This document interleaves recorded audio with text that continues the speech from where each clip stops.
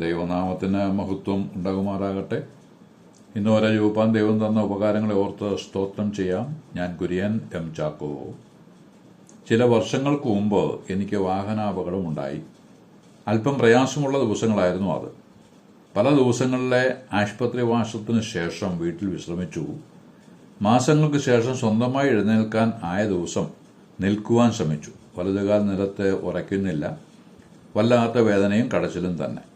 ഞങ്ങൾ ആശുപത്രിയിലെത്തി. അസ്ഥിരോഗ വിദഗ്ധനെ കണ്ട് വിവരങ്ങൾ ധരിപ്പിച്ചു. അദ്ദേഹം എല്ലാം ശ്രദ്ധാപൂർവം കേട്ടതിനു ശേഷം ആശ്വാസത്തിനായി ചില വാക്കുകൾ പറഞ്ഞു. തുടർന്ന് തന്റെ കാലിന്റെ അവസ്ഥ കാണിച്ചു തന്നു. ഉപ്പൂറ്റിയുടെ പകുതി വെച്ച് മുറിഞ്ഞു പോയിരിക്കുന്നു. പാദം തുന്നി ശരിയാക്കിയിരിക്കുന്നു.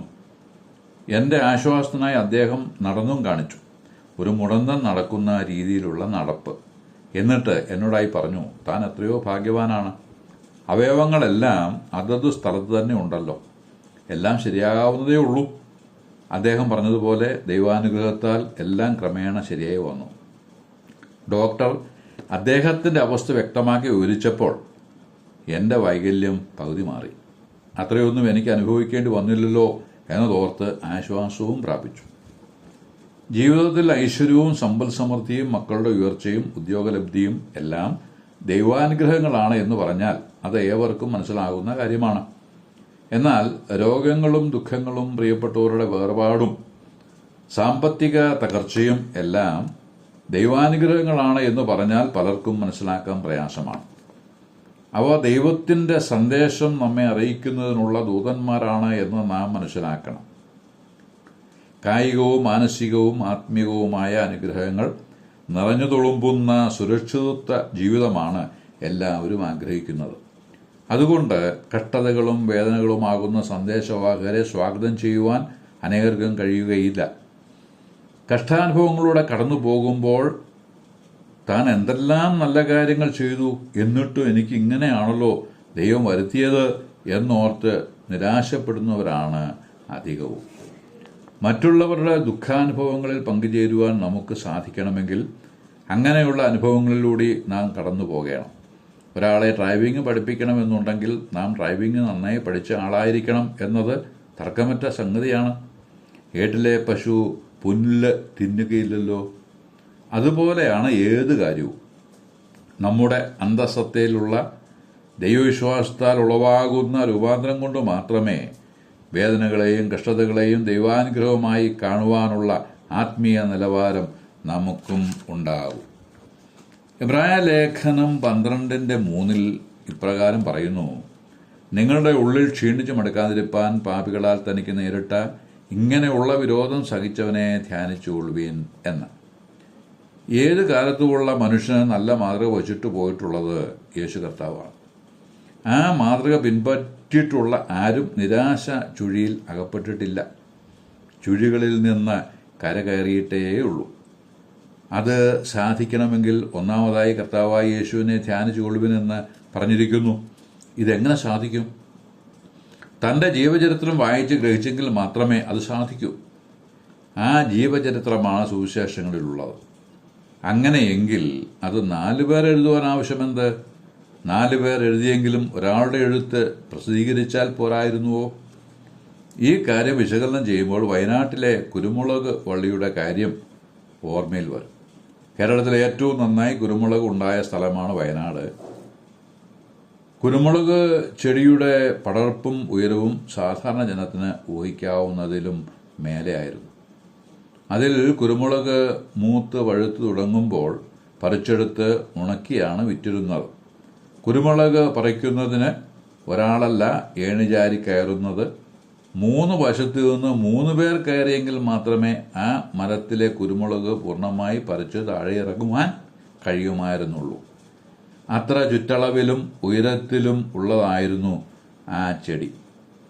ഈ പറഞ്ഞതിന്റെ താല്പര്യം എന്തെന്ന് വെച്ചാൽ, യേശു കർത്താവിനെ 4 പേർ 4 വശത്തു നിന്നും നോക്കി തന്റെ ചതുർമുഖ പ്രഭാവമാണ് വിവരിച്ചിരിക്കുന്നത് എന്ന് പറയുന്നതിനു വേണ്ടിയാണ്.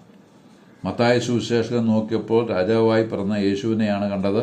അത് മത്തായി സുവിശേഷത്തിൽ വിവരിച്ചു പറയുന്നുണ്ട്.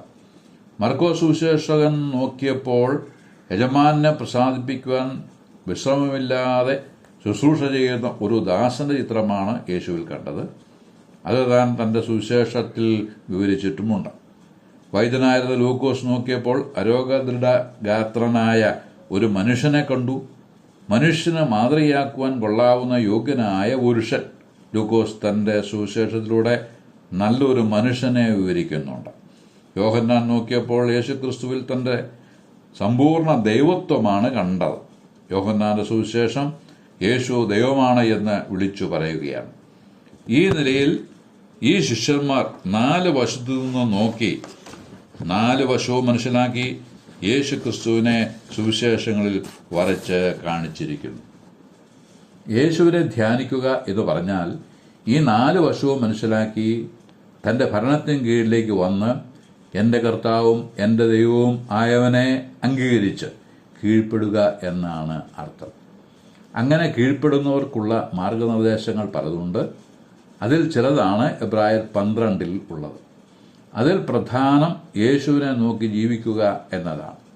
ക്രിസ്ത്യാനികൾക്ക് പല കുറവും കുറ്റവും ഉണ്ടാകാം. അവരെ നോക്കി ജീവിക്കുവാൻ ശ്രമിക്കരുത്. യേശു ക്രിസ്തുവിൽ ഏതെങ്കിലും തെറ്റ് കാണുവാൻ ശ്രമിച്ചിട്ടുള്ളവരൊക്കെ പരാജയപ്പെട്ടിട്ടേ ഉള്ളൂ. യേശു ക്രിസ്തു നിസ്തുല്യ പുരുഷൻ ആണ്. ആ നിലയിൽ വിജയശ്രീലാളിതനായി ജീവിക്കുന്നു. അവനാണ് നമുക്കുള്ള മാതൃക. യേശു കർത്താവ് തൻ്റെ മുമ്പിൽ വെച്ചിരുന്ന സന്തോഷം ഓർത്ത് തൻ്റെ ജീവകാലത്തുണ്ടായ കല്ലേറും കഷ്ടങ്ങളും കുരിശുമരണം തന്നെയും ആസ്വദിച്ചു എന്ന് വായിക്കുന്നുണ്ട്. ഇവൾക്ക് ശേഷമുള്ള ഉയർത്തെഴുന്നേൽപ്പും സ്വർഗാരോഹണവും മാത്രമല്ല, വാടിക്കരിഞ്ഞ മനുഷ്യമുഖങ്ങളിൽ ഉണ്ടാകുന്ന തേജസ്, തുടർന്നു വരുന്ന സ്തുതിസ്തോത്രയാഗങ്ങൾ കൊണ്ട് ദൈവസന്നിധിയിലേക്ക് ഉയരുന്ന ദൈവനാമ മഹത്വം മുന്നിൽ കണ്ട് ഈ ലോക ജീവിതം അയോഗ്യമായി നയിച്ചു. നാമും നമ്മിൽ വെളിപ്പെടുവാനുള്ള തേജസ് കണ്ട് ഈ ലോകത്തിലെ കഷ്ടങ്ങൾ സാരമില്ല എന്ന് കരുതി മുമ്പോട്ട് പോവുകയാണ്. ഒരിക്കൽ ഞാൻ കോട്ടയത്ത് നിന്ന് പാമ്പാടിക്ക് പോവുകയായിരുന്നു. ചില കിലോമീറ്ററുകൾ യാത്ര ചെയ്യേണ്ടതായിട്ടുണ്ട്. വണ്ടിയിൽ നിന്ന് നല്ല തിരക്ക് അനുഭവപ്പെട്ടു. ഒരു ദീർഘദൂര യാത്രയ്ക്ക് ശേഷമാണ് ഈ ബസ്സിൽ കയറിയത്. ഇരിക്കാൻ ഒരു സീറ്റ് കിട്ടിയിരുന്നെങ്കിൽ എന്ന ആശയോടെ ആൾക്കാർ എഴുന്നേൽക്കുന്നത് നോക്കി നിന്നു. ഒരാൾ എഴുന്നേൽക്കുമ്പോൾ മറ്റൊരാൾ വേഗത്തിൽ അവിടെ ഇരിക്കും. അങ്ങനെ ബന്ധപ്പെടുന്നതിനിടയിൽ ഒരു സീറ്റ് തരപ്പെട്ടു.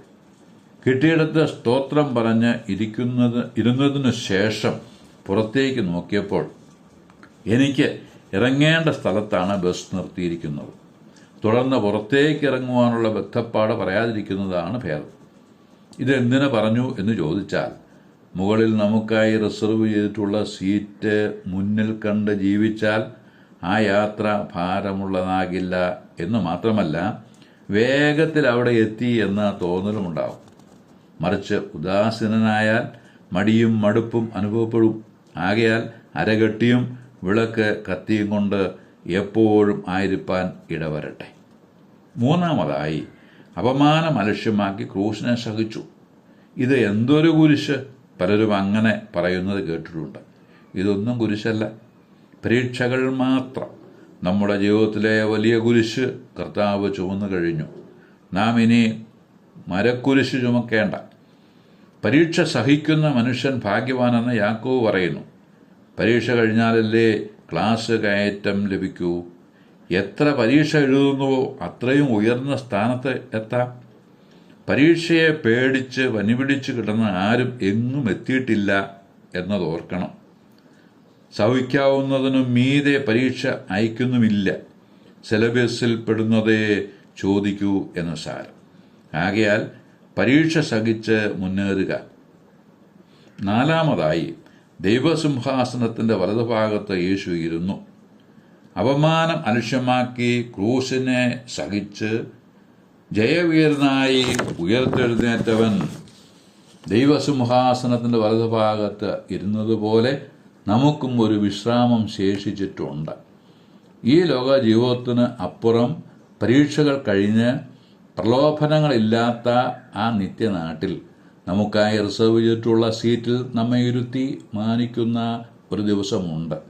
ആ നാളിനെ നോക്കി പാർത്ത് പ്രത്യാശയോടെ ജീവിപ്പാൻ ദൈവമായ കർത്താവ് സഹായിക്കട്ടെ എന്ന് ആശംസിച്ച് പ്രാർത്ഥിച്ച് വാക്കുകൾക്ക് പൂർണ്ണവിരാമം കുറിക്കുന്നു. ദൈവനാമം മഹത്വപ്പെടുമാറാകട്ടെ.